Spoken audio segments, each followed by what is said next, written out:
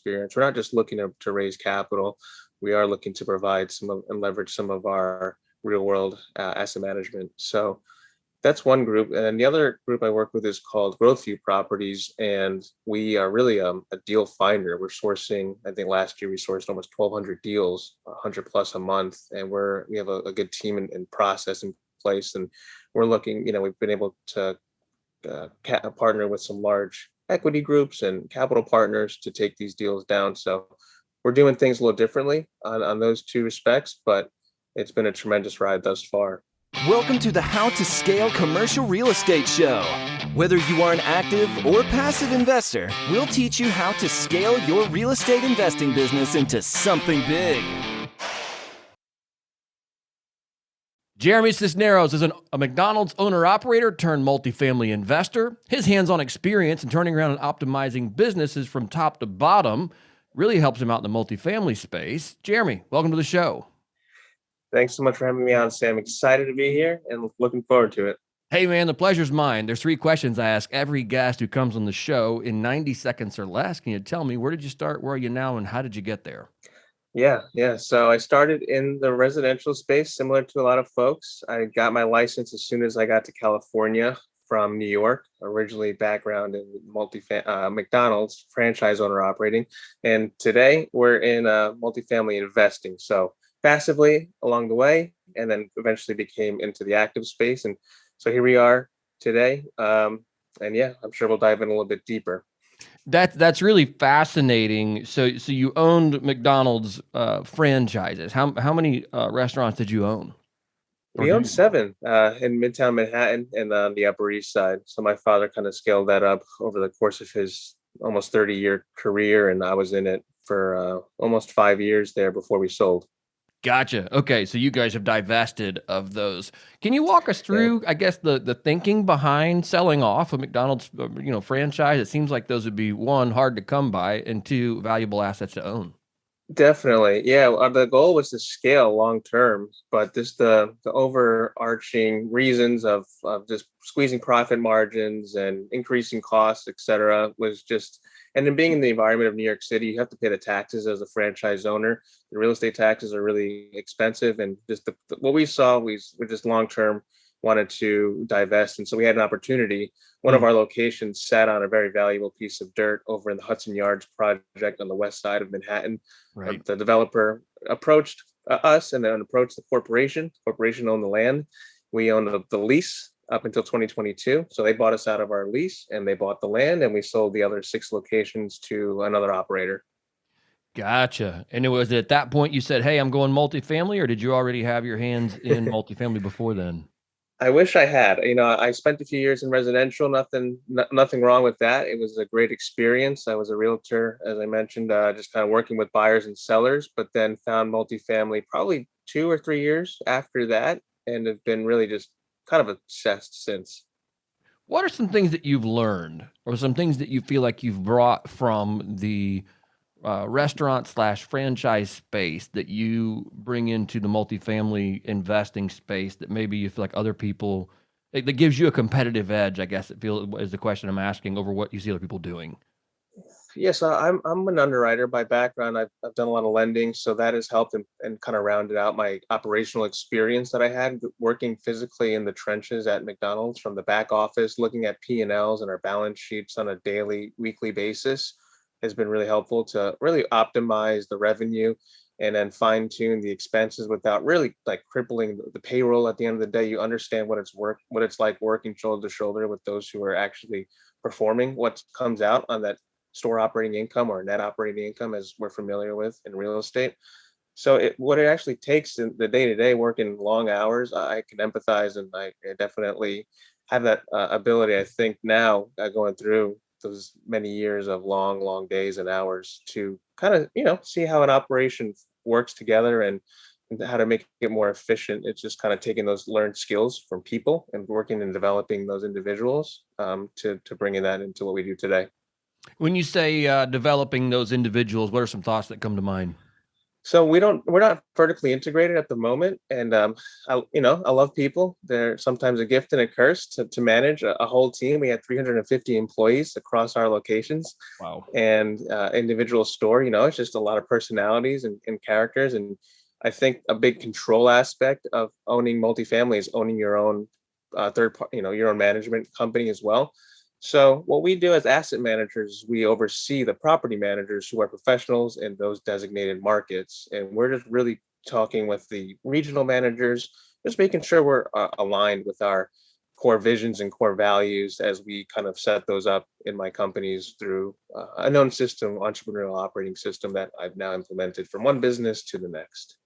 Yeah, and I think you're referring to EOS. That's Traction, the system in Traction, right? I don't remember who that. Yep. Wickham or Gina Wickman. Yep. Wickman. There you go. That's who it is. Yeah, that's really intriguing. Tell me about when you manage those people and those processes. I guess what are some things that you look for, especially in your property management side? That maybe again you're coming at this from a different angle than what a lot of us may be coming into the industry from. Do you feel like there's things you see differently? Yeah, I think each asset's different. Again, I look at the numbers pretty regularly. I've been conditioned to look at things on a weekly basis, and my father's a big proponent of what gets measured gets done.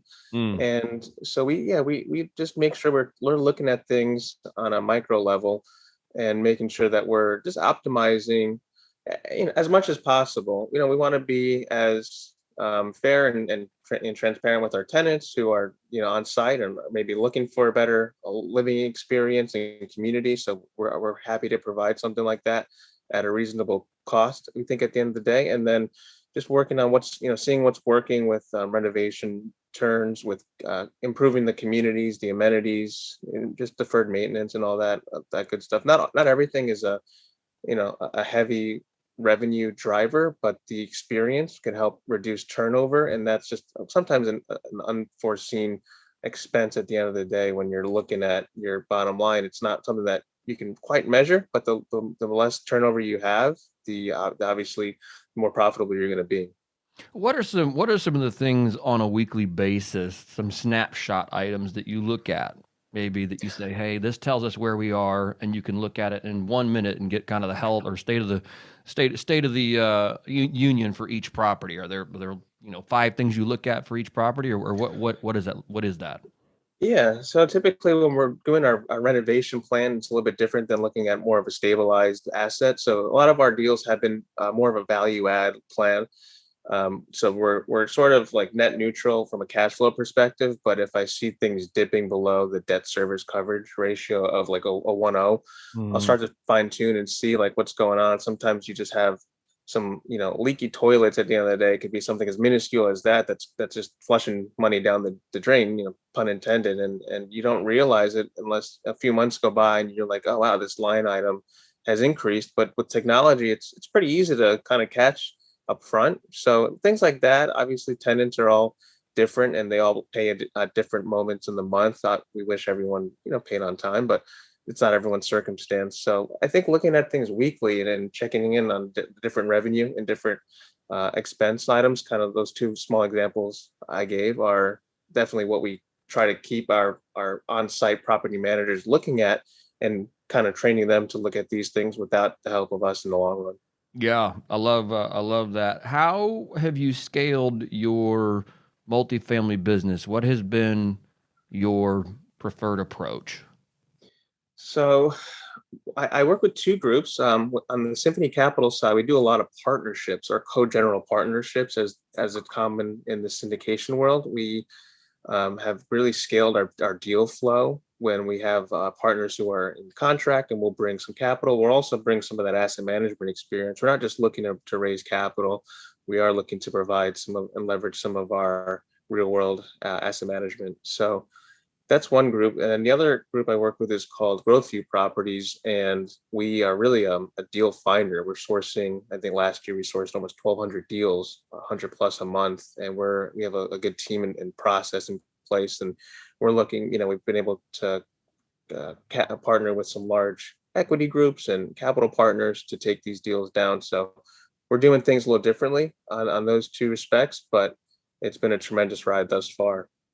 source 1,200 deals. That's a lot of deals. Is that 1,200 that you underwrote and then, 120 of those you took a second look at? Or is that 1,200 that you underwrote and said, hey, here's deals that we feel we could move forward on?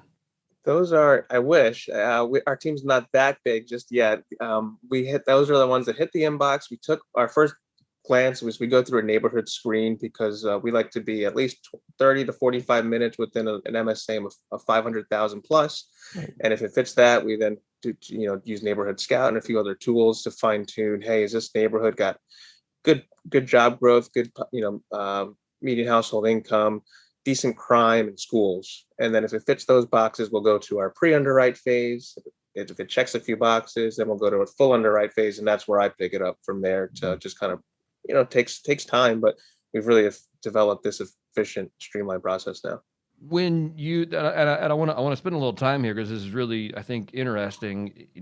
What is your final objective through Growth View Properties? Is it to take it down yourselves? Is it to present a deal to an operating partner and say, hey guys, we want to share the deal, but now you guys take it and run it? What's the objective there? Yeah. And we're Growth View Properties. We like to be the lead syndicator and sponsor on a deal, and then we have a great, like I said, partner within the capital space who's just looking to get more into multifamily deals. They're more of a self-storage investor historically and are kind of pivoting in this direction. So we would still obtain the asset management going forward and work directly with the property manager. And we're, in a couple of markets now. Okay. So you guys these are deals that you guys want to take down yourselves and hold in house, but it sounds like you've structured a creative finance partner for it. Yeah, I've been very fortunate. My partner Samson has got some great partnerships and just great at building teams. That's been his background. And now that we've kind of put a couple of years into building this process and this engine and system, it's starting to pay some dividends. That's interesting. 1,200 deals. That's a lot. That's a lot to take passes, or at least even just to look at. I mean, it's a lot of emails to look at and say, hey, it's a lot. Yeah. How have you made it easy where you don't spend too much time looking at the wrong deals? That's a great question. A lot of time can be spent looking at bad deals. A ton of bad deals out there. So our team that is kind of scaled to about 5 or 6 folks now, specifically just on the deal team, are they've through training and just looking at so many deals repetitively, they know to kind of pass or kill more deals than they are letting through, because when we empower them, we give them the autonomy to do so. If they're something on a line where, hey, this crime is okay, but the income looks good, we'll talk those through and work on them as a team. But yeah, you can end up spinning your wheels on these deals that are just at first blush should have been removed for a preliminary reason. Right. And have you done that primarily with virtual assistants, or is these people you've brought in house? What's that team look like? Yeah, I know a lot of definitely like to leverage VAs, but all of our employees so far have been either kind of interns or equity members. That's kind of been, like I said, Samson's been a great connector there of bringing in folks that he's known from previous experiences, and they've been tremendous. So all local, either Colorado. I live in San Diego, so kind of that's where our 2 hubs are at the moment. Gotcha. No, that's awesome. Okay, very, very cool. Yeah. Talk to us a little bit about your lending background. I know, you said you came in, you did, you did some brokerage work, and then you did some lending. What has that done? How does that play into your current business? And I guess what skill sets did you obtain while doing lending that you employ currently? Yeah, so I was specifically in the commercial real estate lending space at a regional bank. My group did loans from 20 to 150 million dollars. Our average size was about 50 million. So these were good size, typically ground up development deals. And it was a different structure. Usually we were the senior A note and we worked with the debt fund that would provide the whole loan and kind of boost their return. Very interesting structure. But at what I learned going through that whole process was I brought the deal in from the broker or the borrower directly, and I worked on it through the whole process to close it. It wasn't set up where you bring it in as a sales team and then you kind of get it through the credit committee and then you pass it off and the deal, the underwriting team closes it. The structure here was very flat. if you brought in the deal, you closed it. And then oftentimes it stayed on your books and you also help manage the deal too after you Oh, wow. closed it. So very flat. It was it's a great experience in those few years. I feel like I only doubled the amount. I feel like I was there for 6 years rather than 3 years. And it was just a tremendous experience. Many hours, reminded me of like a New York firm that I, would have worked for. And so that whole time there, it was just learning how to use your lender hat, be a little more conservative because the credit committee would typically slash rents. They would, increase expenses for what the borrower would send us and come to a happy medium at the end of the day. So I think I use those skills today in my underwriting. What are some things, you saw commonly when deals were sent to you that you guys went back to and said, "No, you know what? Like you said, cut it or raise expenses, cut rents." Anything else that comes to mind that you said that you saw people were commonly misestimating? Yeah, definitely. And a lot of our deals came through New York borrowers, specifically multifamily. So these would be deals that would have tax abatements for 21A, specifically in that market. So we would just verify through lenders and counsels that we had locally in the New York market. We'd also just always have to double check the buildable square feet, the FAR, the floor area ratio, just based because everything in New York is vertical in the city. So whether you're able to build to a 3 FAR or a 10 FAR is going to make all the difference, as and then the air rights. So it got pretty complex. I don't particularly acquire in New York City. I have some colleagues that do, and that's a whole nother can of worms considering what New York's going through. But I like to think that in the future it'll help because I would love to get into development in the future in these other states. So I think that kind of helps. And just now having a borrower's hat and a lender's hat, I know that when I'm presenting something to a lender, you got to be a little bit more aggressive to get the proceeds you want. So I get it. It's a back and forth game. It's a little bit of negotiating, but at the end of the day, we try to build relationships long term with specific lenders. Yeah, I think that's a great point, and that's something that many have come on here and said as it pertains to lenders, as it pertains to insurance brokers, whoever it is. Like these are long-term relationships. It's not a, oh, thanks for the loan. Now I'm gonna go shop it again with 20 other people on the next deal. It Yeah, we get that a lot. And the people that kept coming back and borrowing from us, we had great relationships and we were able to be flexible where we were able to and provide maybe a couple more dollars or reduce the rate a little bit. We weren't the cheapest lender. We're primarily just bridge lenders, construction lenders, mm, but the relationships went a long way. right. That's fantastic. Jeremy, thanks for your time today. It's been fun learning about your history there in the McDonald's industry all the way to multifamily and how you guys have grown and scaled your company. Certainly appreciate it. If our listeners want to get in touch with you or learn more about you, what is the best way to do that? Yeah, appreciate the time, Sam. It's been awesome. Like I said, I'm affiliated with two groups, symphonycapital.com or the Growth View, that's VUE.com. And feel free to reach out. I'm always open to have a quick conversation with anyone who's interested. Jeremy, thanks so much. Have a great rest of your day. Appreciate it. You too, Sam.